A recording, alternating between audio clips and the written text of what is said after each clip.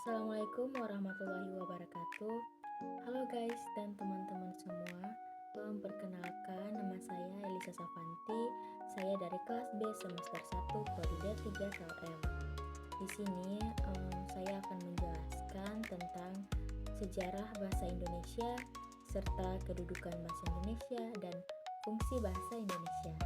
Tanpa lama-lama, mari kita simak video berikut. Baik teman-teman, yang pertama itu adalah sejarah bahasa Indonesia.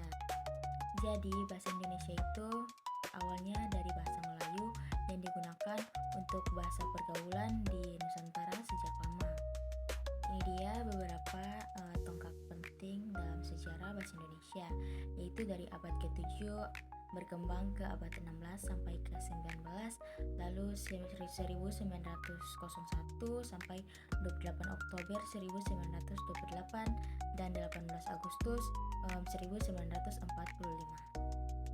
Hingga kini bahasa Indonesia terus berkembang sesuai perkembangan zaman, termasuk dalam bidang ilmu pengetahuan, teknologi, dan komunikasi.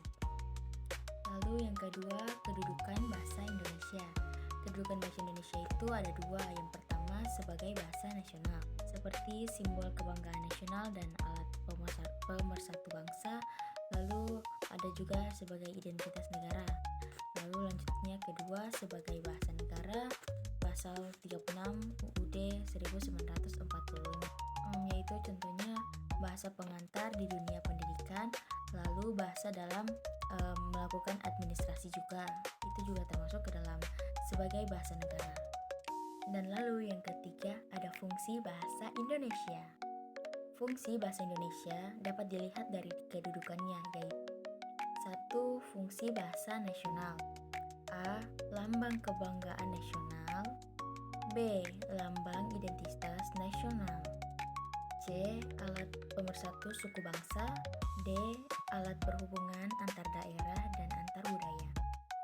Yang kedua ada fungsi bahasa dan negara. A. Bahasa resmi kenegaraan. B. Bahasa pengantar pendidikan. C. Bahasa resmi dokumen dan administrasi negara.